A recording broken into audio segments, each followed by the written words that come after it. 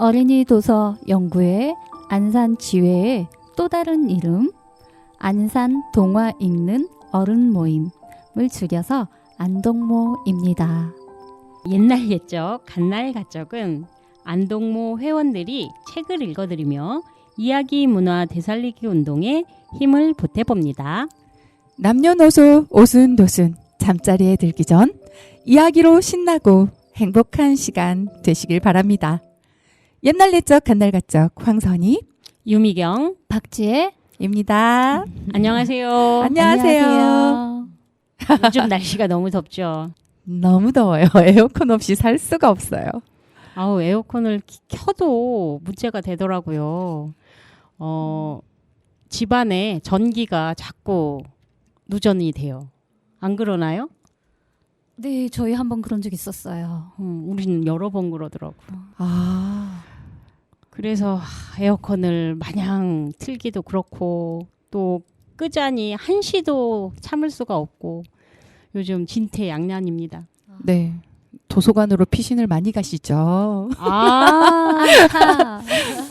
저는 또 그걸 또 못해가지고 아. 왜냐하면 저 혼자 피신을 갈 수가 없어가지고 근데 이제 사춘기인 우리 자녀들은 안 따라갑니다.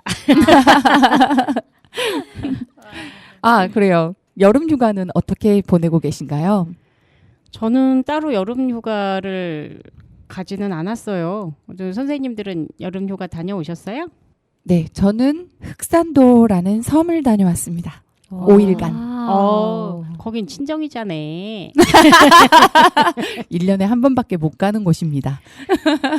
저도 가고 싶었습니다. 저는 어제 저도 친정이 서산인데 거기 서산 가서 그냥 하루 갔다가 왔습니다. 네. 지혜쌤은 어떠셨어요? 네, 저희는 애가 아파가지고 못 갔고요. 조금 나아져서 다행히 서울을 한번 가자 해서 서울에 서대문 있는 데 쪽에요. 그 국토발전 전시관인가? 그쪽을 한번 갔다 왔거든요. 네. 좋아요? 네, 너무 좋아요. 그러니까 현재 우리가 살고 있는 도시나 그런 부분에서 어떻게 살아가야 되는지, 그러니까 자원적인 부분, 그런 부분의 변화라는 걸 좀 더 보고 와서 즐거웠습니다. 현주가 좋아했나요? 네, 이거는 간 이유가 국토 무슨 글짓기가 있는데 그걸 하기 위해서 목적으로 갔어요. 네, 견학을 해서 자기가 이제 필요한 자료들을 얻어와서 글 쓰려고. 일거양득이셨군요. 네. 맞다. 저도 최근에 그 시흥에 거기 오이도에 그 박물관이 생겼어요. 네네. 아시죠? 네네. 네, 19년도에 아마 개관한 것 같은데 대부도 왔다 갔다 하면서 한 번도 들려본 적이 없는데 이번에 거기 그 시흥 오이도 박물관인가 거기를 갔는데 너무 좋은 거예요. 네. 애기들 있는 분들은 꼭 한번 가보길 추천드립니다. 네. 그리고 대부도 가시면 어디 들리셔야 되는지 또 아시죠? 네, 이번에 저도 한번 그 칼국수집 가봤는데 너무 맛있게 잘 먹고 왔습니다. 함께 가신 분들이 적극 추천하시더라고요. 네. 네. 맛있다고. 네. 공짜로 막걸리도 한 잔씩 하면서. 네. 공짜로 줘요? 네, 막걸리는 무한정 리필입니다. 와, 좋은 소식이에요. 네. 어디 말씀하시는지 아시죠? 우리 손 칼국수입니다. 네. 가보고 싶어요. 네, 우리도 한번 갑시다. 좋아요. 네. 그러면 열린 음악 들으시고 이야기 들려드릴게요. 네.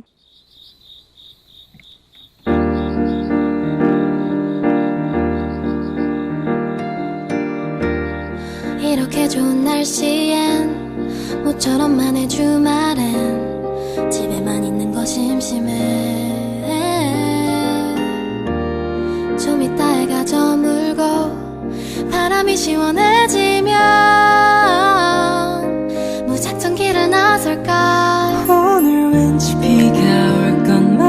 같아.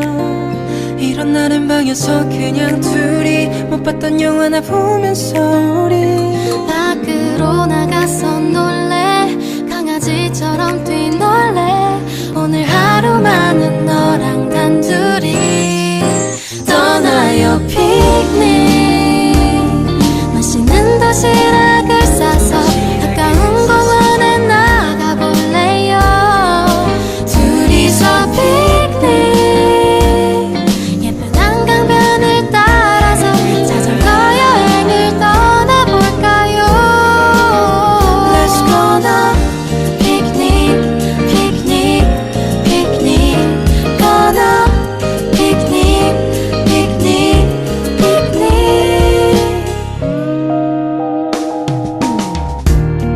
오늘 날씨가 이상해. 하늘이 조금 수상해.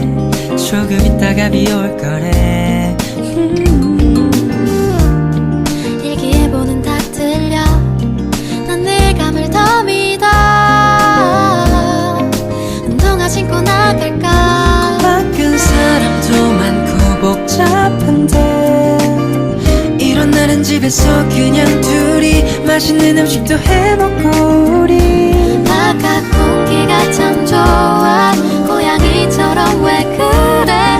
오늘 하루만은 너랑 단둘이 떠나요. 피크닉 맛있는 도시락을 싸서 가까운 공원에 나가볼래요.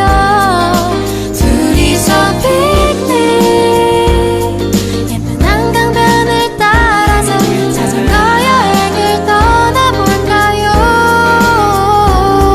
한강공원에 가서 바람을 맞으면서 이어폰을 나눠 듣는 거 나쁘지는 않을 것 같아. 비가 조금 와도 좋아. 둘이 우산 하나 쓰고 걸을 때마다 첨벙대는 소리 왠지 기분 좋아져. 여름밤 피크닉 조그만 핸드폰 화면이 마치 둘만의 영화관 같아요. 둘이서 피크닉 덩그러니 놓인 벤치도 마치 전망 좋은 카페 같아요. Let's go now. 피크닉 피크닉 피크닉 gonna 피크닉 피크닉 피크닉 Let's go now. 피크닉 피크닉. 박유나, 유승우의 여름밤 피크닉 들으셨습니다. 오늘 첫 번째로 들려드릴 이야기의 제목은 여우마나님의 결혼식입니다. 두 개의 이야기로 이어져 있습니다. 첫 번째 이야기. 옛날 어느 곳에 꼬리가 9개 달린 늙은 여우가 살고 있었습니다. 늙은 여우는 젊은 아내가 자기에게 충실하지 못하다고 믿었기 때문에 한번 시험해보고 싶었습니다. 그래서 기다란 의자 밑에서 몸을 쭉 뻗고 죽은 듯이 꼼짝 않고 누워 있었습니다. 그러자 여우마나님은 자기 방에 틀어박혀 버렸습니다. 그리고 여우마나님의 하녀인 고양이 처녀는 화덕으로 가서 요리를 하기 시작했습니다. 얼마 뒤 늙은 여우가 죽었다는 사실이 알려지자 여우마나님을 위로하기 위해 사람들이 하나둘 모여들기 시작했습니다. 누군가가 문을 두드리는 소리를 듣고 고양이 하녀가 문을 열자 젊은 여우가 한 마리 나타나더니 이렇게 말했습니다. 당신은 어떻습니까? 자고 있습니까? 깨어 있습니까? 고양이 하녀가 대꾸했습니다. 자다니요. 물론 깨어 있지요. 제가 하는 일을 알고 싶나요? 맥주를 따뜻하게 데워서 버터를 집어넣지요. 맛있는 저녁을 차려드릴까요? 아니, 괜찮습니다. 그건 그렇고 여우마나님은 무엇 하고 계십니까? 젊은 여우가 물었습니다. 방에 앉아 계십니다. 슬픔에 젖어 흐느끼고 계세요. 두 눈이 새빨개졌답니다. 여우 아저씨가 돌아가셨거든요.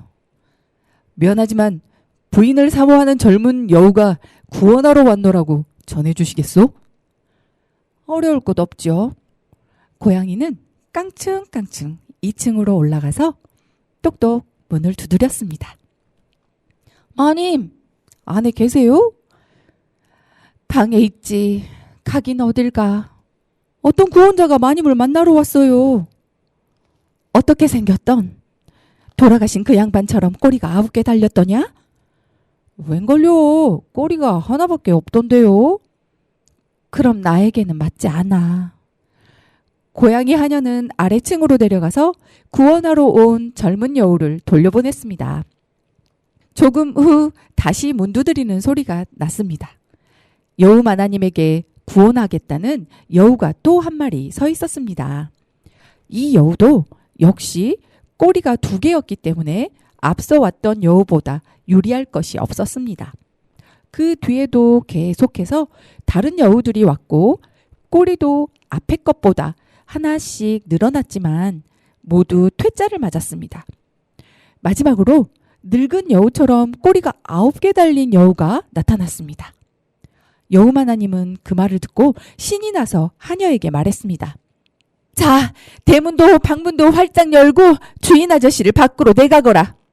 그러나 막 결혼식이 벌어지려고 하는 순간 늙은 여우는 긴 의자 밑에서 몸을 꿈틀거리더니 벌떡 일어나서 그 자리에 있던 사람들을 모두 두들겨 팼습니다. 그러고는 부인을 포함해서 모두를 집 밖으로 내쫓았습니다. 두 번째 이야기.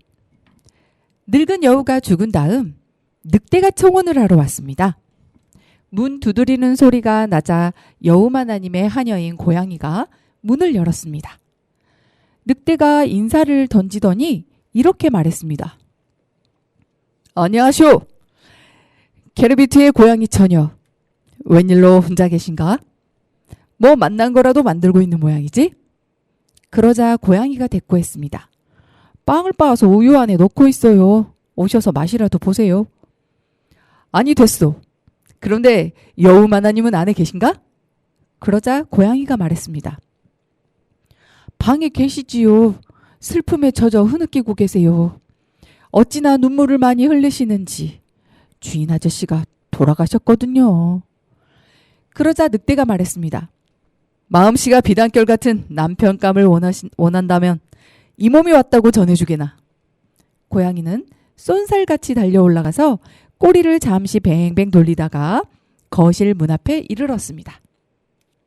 5개의 금가락지로 문을 두드렸습니다. 마님, 안에 계세요? 그러고는 다시 한번 문을 두드렸습니다. 마음씨가 비단결 같은 남편감이 필요하시면 마침 적당한 분이 오셨는데요. 여우마나님이 물었습니다. 빨간 바지를 입고 입이 뾰족하더냐? 아니요. 그럼 나와는 맞지 않는다. 늑대가 퇴짜를 맞고 돌아간 다음 계속해서 개, 사슴, 산토끼, 곰, 사자, 그리고 숲의 모든 동물들이 차례차례 나타났습니다. 그러나 모두들 죽은 여우가 가졌던 여러 가지 좋은 점 중에서 한 가지도 갖추고 있지 않았습니다. 그래서 고양이는 매번 구혼자를 돌려보내야 했습니다. 마지막으로 젊은 여우가 나타났을 때 여우마나님은 물었습니다. 그 신사분이 빨간 바지를 입었더냐? 입이 뾰족하더냐? 네. 그럼 모시고 올라와라. 여우마나님은 그렇게 말하고 혼인잔치를 준비하도록 일렀습니다. 자, 창문을 활짝 열어라. 주인 아저씨가 확실히 나가도록. 그 양반이 쥐를 많이 잡아온 것은 사실이지만 모두 혼자서 먹어치웠단다. 나는 입도 못 댔어. 그러고 나서 젊은 여우와 여우마나님은 결혼을 했습니다. 춤과 환호가 이어졌습니다. 도중에 그만두지 않았다면 지금도 춤이 계속되고 있을 겁니다.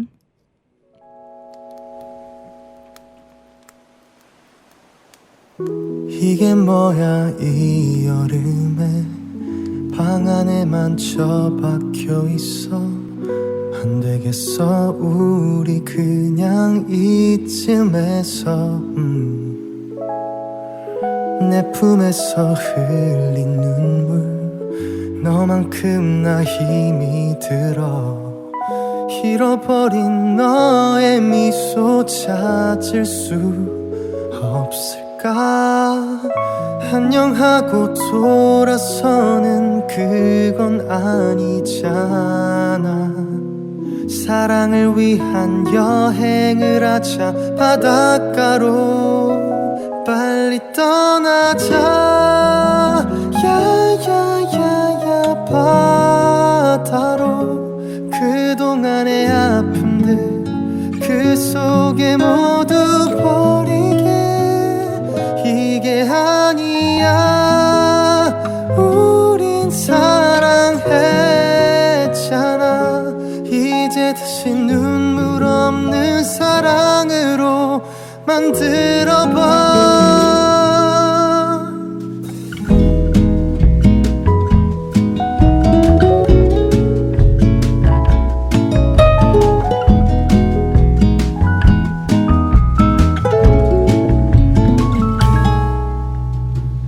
돌아가면 나 역시도 혼자 될 거라고.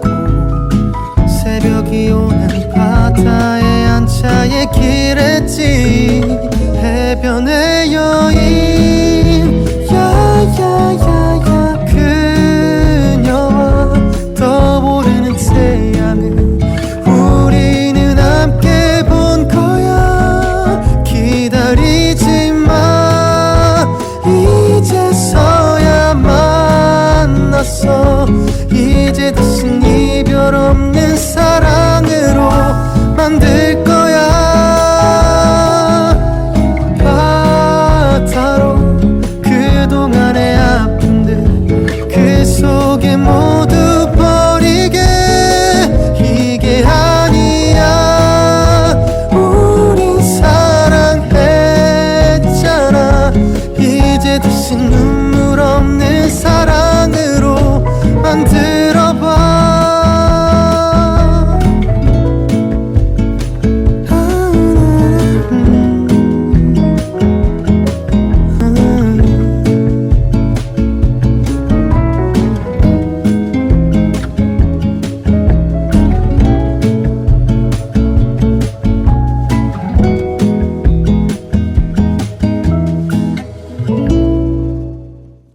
폴킴의 해변의 여인 들려드렸습니다. 네, 이야기 재미있으셨나요? 아, 머리가 복잡해집니다. 저는 그 젊은 여우 그 존재가 조금 궁금했어요. 젊은 여우. 네. 첫 번째 젊은 여우는 같은 여우인지 마지막하고 첫 번째 이야기의 젊은 여우와 두 번째 이야기의 젊은 여우가 같은 여우인지 좀 궁금했어요. 아, 그건 꼬리로 구분이 되는 아이였어요. 첫 번째 젊은 여우는 네. 꼬리가 9개 달렸었죠. 네. 결혼하려고 했던. 네네. 그 꼬리 9개가 뭘 상징하는 걸까요? 그러게요. 원래 꼬리 9 달린 여우는 분갑술의 네. 기재 아닌가요? 요술. 그러게. 네.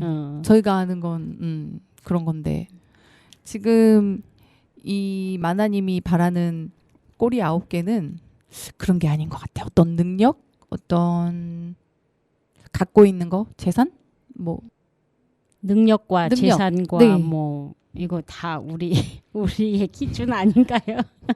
뭔가 조건이 어.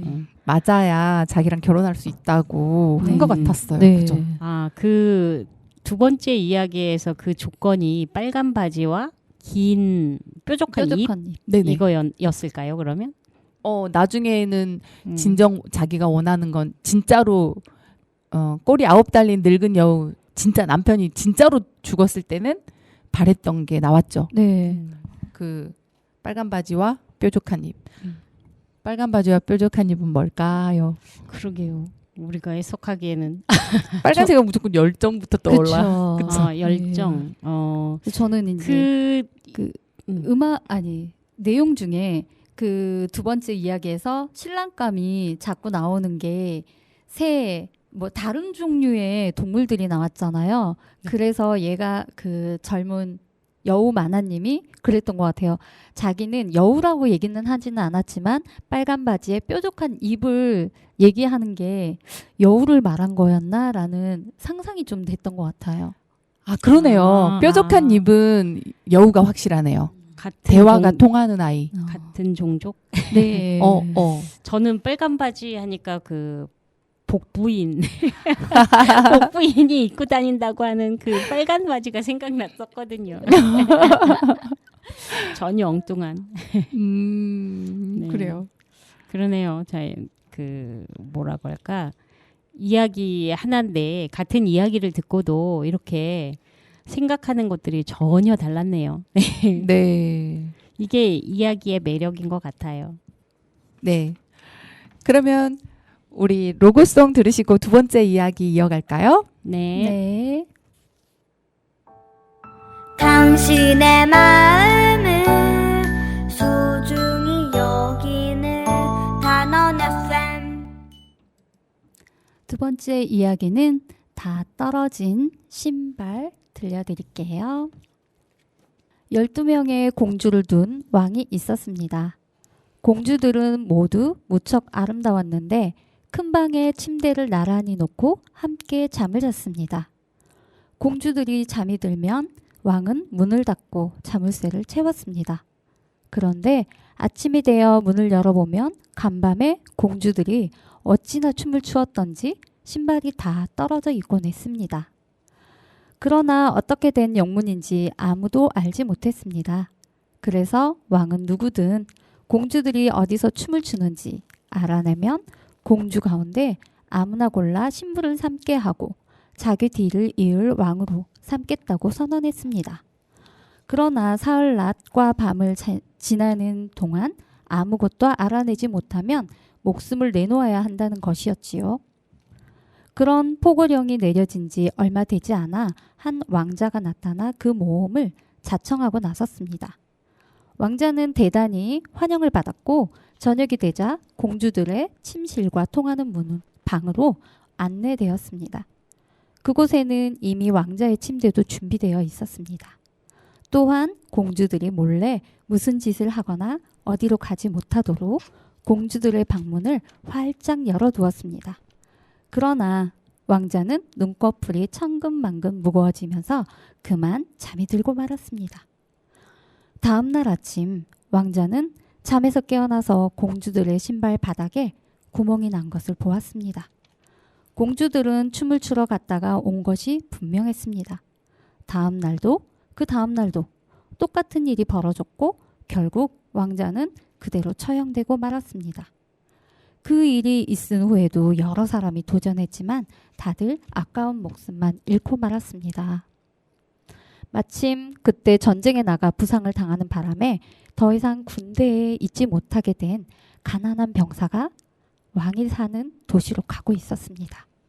그는 가는 길에 한 노파를 만났는데 노파는 그에게 어디로 가는 길이냐고 물었습니다. 특별히 정한 곳은 없습니다. 그리고 그는 농담치로 이렇게 덧붙이는 것이었습니다. 글쎄요. 공주들이 어디서 그렇게 신발이 다 닳도록 춤을 추는지나 한번 알아보러 갈까 합니다. 그것만 알아내면 왕이 될 수도 있으니까요. 그게 그렇게 어려운 일은 아니지. 저녁에 공주들이 술을 한 잔 가져다 줄 텐데 그것만 마시지 않으면 돼. 그리고 자는 척하고 있으면 되지. 그러고는 병사에게 작은 망토를 주며 말했습니다. 이걸 입으면 자네는 다른 사람의 눈에 보이지 않아. 이걸 입고 12공주의 뒤를 따라가 보게. 뜻밖의 도움을 받게 된 병사는 이제 그 문제를 본격적으로 생각하게 되었고 용기를 내어 왕에게 갔습니다. 물론 다른 사람들처럼 융숭한 대접을 받았으며 왕실의 사람들이 입는 옷도 입었습니다. 저녁이 되어 옆방으로 안내된 그는 침대에 누우려고 했습니다. 그때 제일 큰 공주가 술 한 잔을 가지고 나타났습니다. 물론 그는 한 방울도 마시지 않았습니다. 미리 턱 밑에 매달아 놓은 스펀지에 술을 흘려보낸 것입니다. 그런 후 그는 자리에 누워 깊은 잠에 떨어진 진 것처럼 코를 골았습니다. 공주들은 그의 코 고는 소리를 듣고 웃음을 터뜨렸습니다. 큰 공주가 말했습니다. 저 사람은 목숨이 별로 아깝지 않은가 봐. 그리고 모두들 자리에 일어나 옷장과 서랍, 상자를 열고 멋진 옷들을 꺼낸 다음 거울 앞에 서서 열심히 몸단장을 했습니다. 무도회에 빨리 가고 싶어 안달이 난 모양이었습니다. 그런데 막내 공주가 걱정스러운 표정으로 말했습니다. 글쎄, 뭔가 이상해. 언니들은 다 기분이 좋은가 봐. 하지만 난 아무래도 뭔가 잘못된 것 같아. 넌 왜 그러니? 겁만 많아가지고선. 지금까지 많은 왕자들이 해보겠다고 설쳤다지만 다 목숨만 날렸다는 거 몰라? 저 병사한테도 약 먹일 필요도 없었을 것 같은데 뭘. 저 촌놈은 아침이나 돼야 겨우 깰 거야. 준비를 마친 공주들은 먼저 그 병사를 살폈지만 그가 눈을 꼭 감고 꼼짝도 하지 않자 마음을 놓았습니다. 그리고 나서 큰 공주가 자기 침대를 툭툭 치자 침대가 순식간에 바닥으로 꺼지면서 입구가 나타났습니다. 큰 공주가 가장 먼저 밑으로 내려갔고 이어서 다른 공주들도 그 뒤를 따랐습니다. 이 모든 것을 몰래 살피고 있던 병사는 망설이지 않고 얼른 자리에서 일어나 망토를 걸치고는 막내 공주의 뒤를 따라 내려갔습니다. 계단을 반쯤 내려갔을 때 병사는 그만 막내 공주의 치맛자락을 살짝 밟고 말았습니다. 공주가 화들짝 놀라며 비명을 질렀습니다. 어머, 이게 뭐야? 누가 내 옷을 밟았어? 그러자 큰 공주가 나물었습니다. 바보 같은 소리 좀 하지 마. 고리에 걸린 걸 갖고 왜 그래? 계속 내려가 바닥에 도착해 보니 은으로 된 잎사귀들이 휘황찬란하게 빛나고 있는 나무들이 늘어선 멋진 길이 나왔습니다. 증거품으로 나뭇가지 하나를 가져가야겠다고 생각한 병사는 가지 하나를 꺾었습니다. 그런데 가지가 꺾이면서 큰 소리가 나고 말았습니다. 이번에도 막내 공주가 소리를 질렀습니다. 이것 봐, 뭔가 이상해. 무슨 소리가 났어. 그 말에 이번에도 큰 공주가 안심시켰습니다. 그건 우리 왕자님들이 곧 풀려날 거라고 생각하고 지른 함성일 거야. 그들은 금 잎사귀 달린 나무가 늘어서 있는 길을 지나 다이아몬드 나무가 무성한 길을 걸어갔습니다. 다른 길이 나올 때마다 병사는 가지를 꺾고 가지가 꺾이는 소리에 막내 공주는 벌벌 떨곤 했습니다. 그러나 매번 큰 공주가 그건 왕자들의 함성이라며 막내를 안심시켰습니다. 드디어 커다란 호수에 다다랐습니다. 호숫가에는 12척의 배가 공주들을 기다리고 있었고 배마다 멋진 왕자 한 사람씩 타고 있었습니다. 왕자들은 공주를 한 사람씩 자기 배에 태웠습니다. 병사는 얼른 막내 공주가 타는 배에 올라탔습니다. 그러자 막내 공주가 탄 배에 왕자가 이상하다는 듯이 고개를 갸우뚱거리며 말했습니다. 이거 참 이상하군요. 오늘은 배가 훨씬 무거워요. 있는 힘껏 저어야 겨우 움직일 정도니 말입니다. 날씨가 더워서 그럴 거예요. 정말 더운 날씨예요. 막내 공주가 대꾸했습니다. 호수 반대편에는 불이 환하게 켜진 멋진 성이 있었습니다. 북과 트럼펫이 내는 흥겨운 음악 소리가 은은하게 들려왔습니다. 왕자들은 그 성 앞에 배를 대고 공주들을 데리고 안으로 들어갔습니다. 그리고 춤을 추기 시작했습니다. 남들의 눈에 보이지 않는 병사는 혼자 춤을 추면서 공주들이 술을 마시려고 술잔을 집으면 얼른 그것을 비워버렸습니다. 막내 공주가 이번에도 깜짝 놀랐지만 역시 큰 공주가 위로해 주었습니다. 새벽 3시가 되자 이제는 신발이 닳아 더 이상 춤을 출 수가 없게 되었습니다. 병사는 이번에는 큰 공주의 배에 끼어 탔습니다. 공주들은 호숫가에서 이별을 하면서 다음 날 밤에 또 만나자고 약속을 하는 것이었습니다. 계단에 도착하자 병사는 얼른 앞질러 올라갔습니다. 공주들이 살금살금 계단을 올라와 보니 병사가 얼마나 크게 고는지 이쪽 방에서도 잘 들릴 정도였습니다. 모두들 입을 모아 말했습니다. 글쎄, 저 병사는 걱정할 필요가 없다니까. 그러고는 옷을 벗어치우고 다 떨어진 신발을 침대 밑에 넣은 다음 잠자리에 들었습니다. 이튿날 아침 병사는 남은 이틀 동안 공주들의 뒤를 따라가 보기로 결심했습니다. 모든 것이 첫날 밤과 똑같았습니다. 공주들은 신발이 다 떨어질 때까지 춤을 추다가 돌아오곤 했습니다. 마지막 날 밤에 병사는 증거품으로 술병을 하나 들고 왔습니다. 이제 왕에게 대답해야 할 시간이 되었습니다. 병사는 3개의 나뭇가지와 술병을 들고 왕 앞에 나아갔습니다. 12공주는 문 밖에서 그가 무슨 말을 하는지 엿듣고 있었습니다. 그래, 공주들이 어디서 밤을 보내던가? 왕의 물음에 병사는 증거물을 내밀었습니다. 지하 궁전에서 12왕자와 함께 있었습니다. 그리고 그는 자기가 본 것을 이야기했습니다. 왕은 공주들을 불러 병사가 말한 것이 사실인지 확인했습니다. 공주들은 증거물을 보고는 거짓말을 해도 소용이 없으리라는 것을 깨닫고 사실을 고백하지 않을 수 없었습니다. 그러자 왕이 어느 공주를 선택하겠냐고 병사에게 물었습니다. 제가 젊지 않은 편이니 큰 공주를 선택하겠습니다. 바로 그날 결혼식이 올려졌습니다. 왕은 병사에게 자기 뒤를 이을 후계자를 삼겠다고 약속했습니다. 한편 지하의 왕자들은 공주들과 어울린 밤만큼 더 저주에 갇혀 있어야 했습니다. Hey baby, 나 괜찮지? Do you know something? I know something. Let's get together. Oh, summer dance. Hey yo baby, what are you doing tonight? Do you wanna dance with me? 1, 2, 3, 4. Summer dance.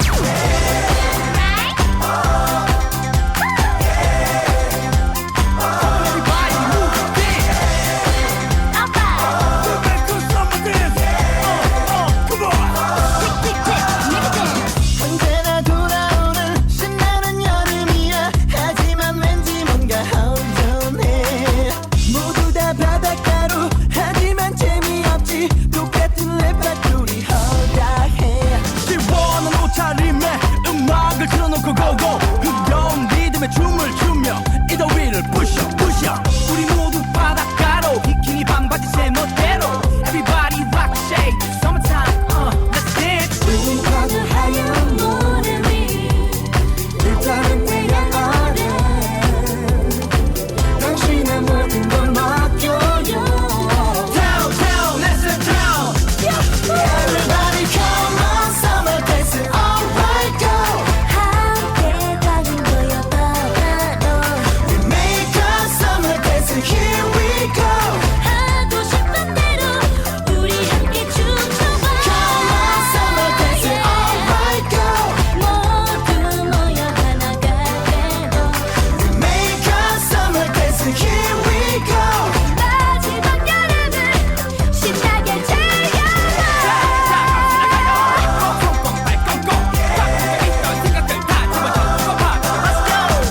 자리에 내가 왔어. 블랙빛 내 멋대로 노출하는 지금의 일치 거치 없이 달려다가 후회 없이. 여름이 가기 전에 사랑이 가기 전에 모두 다 해변으로 떠나요. 가끔은 혼자 되어 때로는 함께 모여 신나게 달려가요 바다로. 세상에서 쌓인 고민들 모두 지워버리고 당신의 여름을 즐겨요. Everybody come on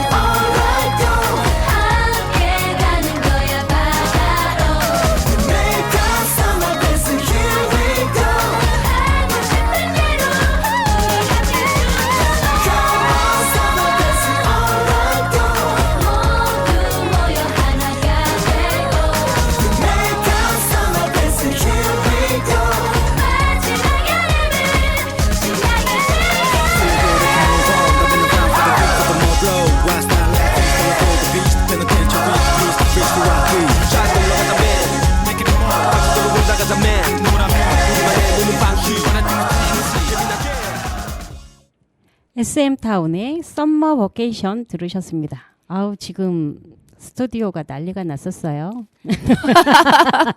어깨춤이 절로 나는 아주 네. 흥겨운 노래였네요. 네. 아유, 아우. 꼭 지켜보시더라. 아, 그러게요. 두 번째 이야기 다 떨어진 신발 어떻게 들으셨나요? 재밌는데요? 어떻게 했길래 하루 만에 그러니까 하루 밤 사이에 신발이 다 떨어질까요? 그렇게 하고 싶어도 할 수도 없겠죠. 그렇죠. 그리고 다 떨어진 신발이라고 해서 좀 어떤 가난한 집의 어떤 그런 이야기를 상상했었는데 12공주 이야기였어요. 네. 그런 것에서부터 이렇게 좀 파격적인 그런 생각이 떠올랐던 이야기 같네요. 네. 네. 저는 이걸 읽으면서 다 떨어진 신발인데 묘사하는 부분들이 상상할 수 있게끔 했던 것 같아요.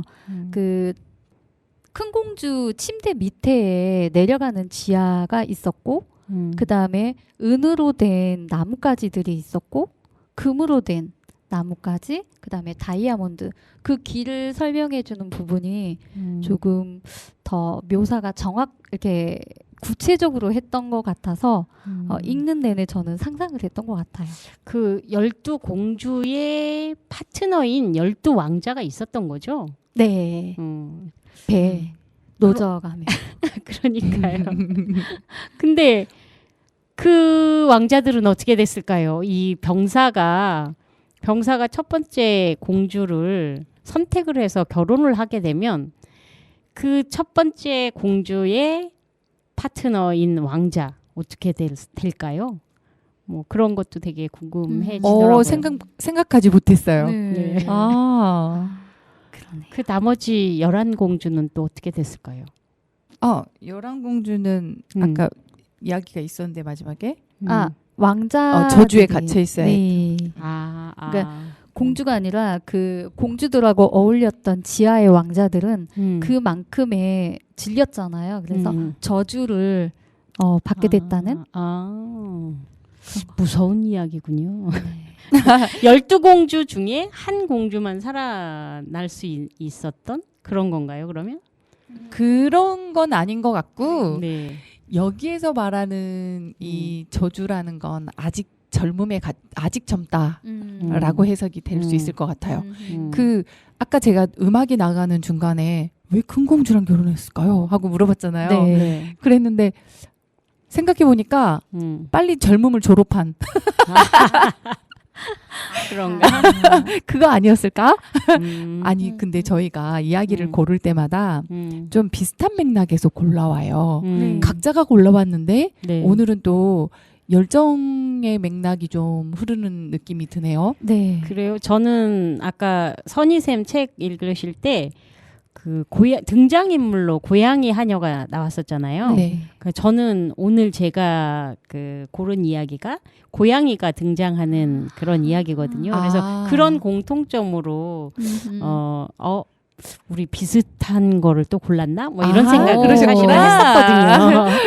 근데 저는 지혜쌤의 이야기를 듣는 동안 그 아까 그 늙은 여우를 내 속에 있는 나한테 있는 늙은 여우를 내보내야 창문을 활짝 열고 이렇게 환호를 지르면서 막 이렇게 내보내고 새 것을 받아들여야 되는 어떤 그 상태에 젖어들어 있다가 지금 이야기를 봐서 거기에서 비슷하다고 느낀 거죠.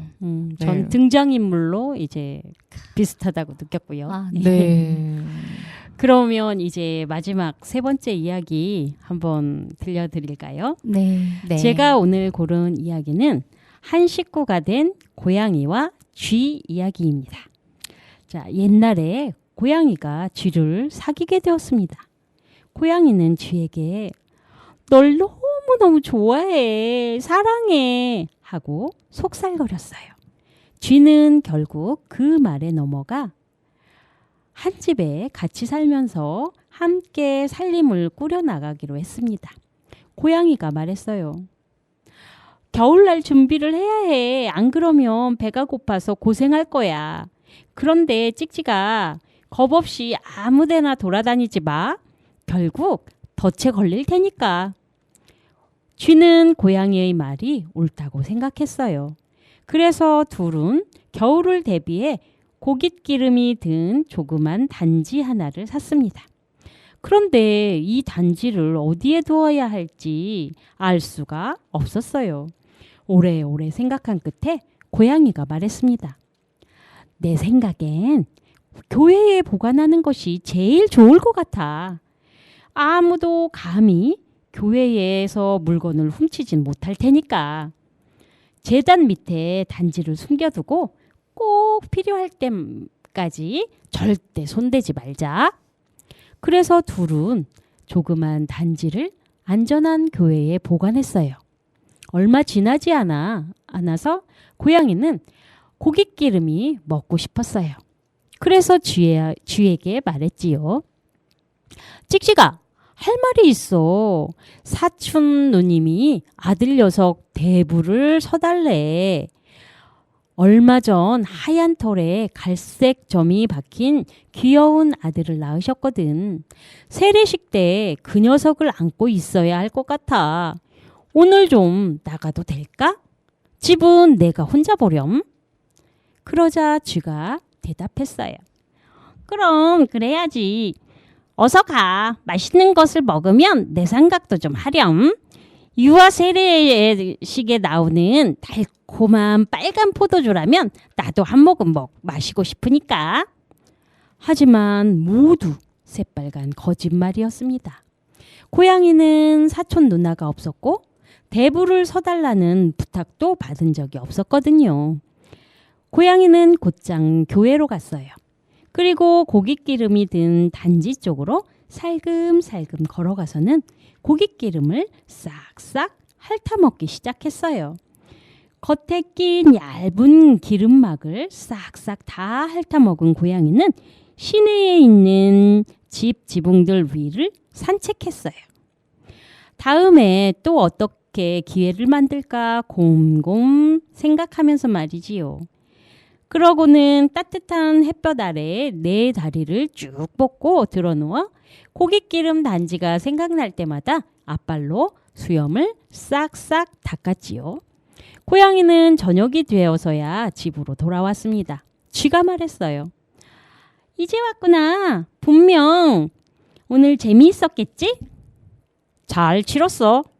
고양이의 대답에 쥐가 물었어요. 그런데 아기 이름이 뭐야? 고양이는 아무렇지도 않은 듯 간단하게 대답했어요. 겉막 싹싹. 겉막 싹싹? 정말 이상하고 희한한 이름이구나. 너희 집은 보통 그런 식으로 이름을 짓니? 쥐가 소리치자 고양이가 말했어요.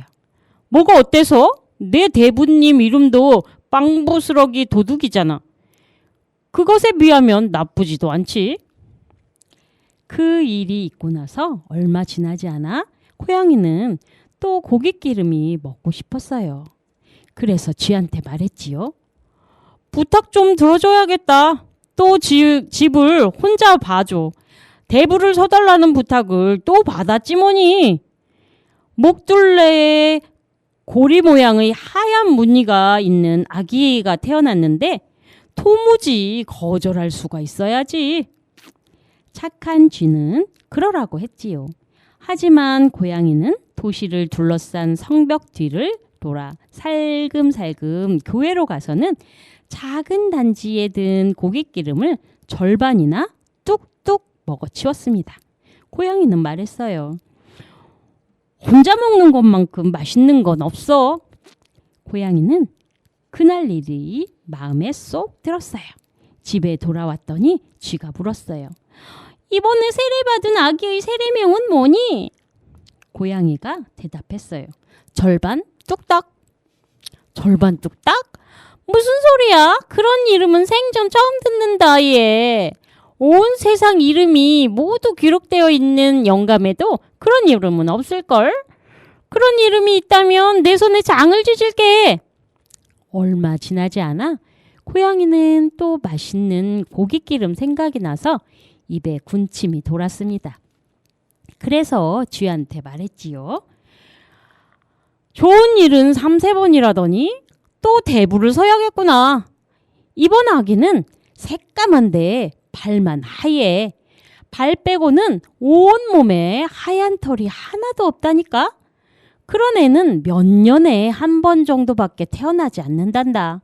찍찍아, 또 한 번 나갔다 와도 될까? 겉막 싹싹, 절반 뚝딱. 이름들이 하도 이상해서 신경이 좀 쓰이네. 쥐의 대답에 고양이는 면박을 주었습니다. 너 이상한 생각이나 하고 있구나. 진회색 털려고리에 길게 따은 꼬리를 늘어뜨리고서 말이야. 환한 대낮에 바깥에 나가지 않고 집에만 있으면 그렇게 되는 거야. 고양이가 없는 동안 쥐는 집안을 깨끗이 치우고 말끔히 정리해 놓았어요. 하지만 군것질을 좋아하는 고양이는 마지막 한 방울까지 고깃기름 단지를 깡그리 꿀꺽 비워버렸습니다. 다 먹고 나니까 마음이 편하군. 고양이는 혼잣말로 이렇게 말하고는 배가 불러서 밤중이 되어서야 집에 돌아왔습니다. 쥐는 바로 3번째 아기의 이름을 물었습니다. 이번에도 마음에 들지 않을걸? 이름이 깡그리 꿀꺽이거든. 고양이의 말에 쥐가 소리쳤어요. 깡그리 꿀꺽이라고? 정말 이상한 이름이다. 그런 이름은 책에서도 읽은 적이 없어. 도대체 무슨 뜻이니? 쥐는 머리를 살래살래 가로젓고는 몸을 동그랗게 말고 잠자리에 누웠습니다. 그 다음부터는 아무도 고양이에게 대부를 서달라고 부탁하지 않았습니다. 어느새 겨울이 와서 밖에서 먹을 것을 찾을 수 없게 되었습니다. 쥐는 저장해 둔 음식이 생각나서 말했어요. 가자 양홍아. 고이 아껴둔 고깃기름 단지가 있는데 가자. 무척 맛있을 거야. 그러자 고양이가 말했어요. 그래. 추운 겨울날 먹는 얼음처럼 혀가 알랄하니 맛있을 거야. 고양이와 쥐는 길을 떠났습니다. 하지만 도착해보니 고깃기름 단지는 그대로 있었지만 속이 텅 비어 있었지요. 쥐가 말했어요. 아하, 그렇구나. 무슨 일이 벌어졌는지 이제야 알겠다. 너 정말 나의 진정한 친구로구나. 그러니까 대부를 설 때마다 야금야금 먹어 치운 거로군.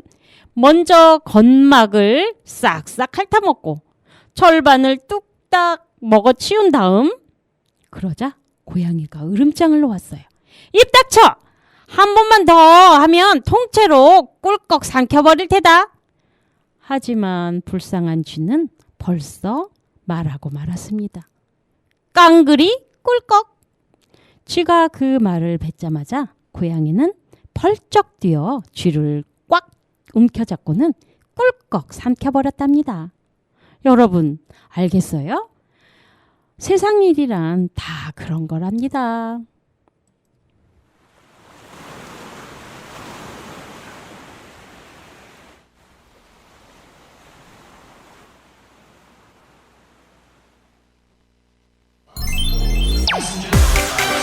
Yeah. Woo. Yeah. Sax in the house. Come on. Sax 3, 2, 1. Woo.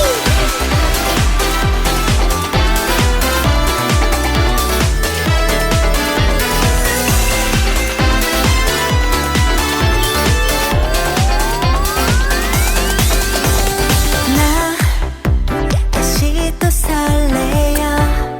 이렇게 너를 만나서 함께하고 있는 지금 이 공기가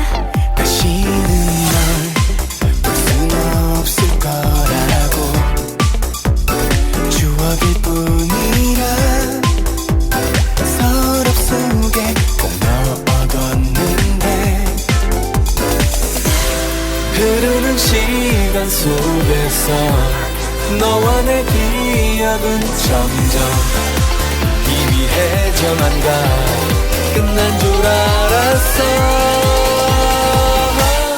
지난 여름 바닷가 너와 나 단둘이 파도에 춤에서 노래하며 같은 꿈을 꾸었지 다시 여기 바닷가 이제는 말하고 싶어 네가 있었기에 내가 더욱 빛나 별이 되었다고 다들 덥다고 막 짜증내 괜찮아 우리들은 따뜻해 내게 퐁당 빠져버린 널 이제 구하러 가지 않을 거야 모래 위 펴펴펴 편지를 써 밀물이 밀려와 또 못 지워 추억이 될 뻔한 첫 느낌 너랑 다시 한번 받아보고 싶어 흐르는 시간 속에서 너와 내 기억은 점점 희미해져만 가 끝난 줄 알았어 지난 여름 바닷가 너와 나 단둘이 파도에 춤에서 노래하며 같은 꿈을 꾸었지 다시 여기 바닷가 이제는 말하고 싶어 네가 있었기에 내가 더욱 빛나 별이 되었다고 시간의 강을 건너 또 맞닿은 너와 나 소중한 사랑을 영원히 간직해줘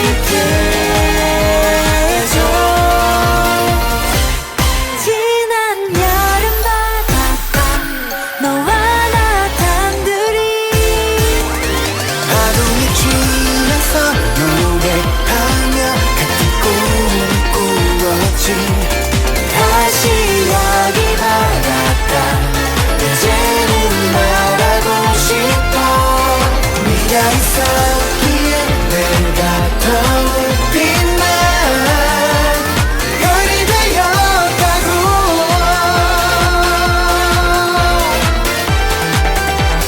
oh, yeah,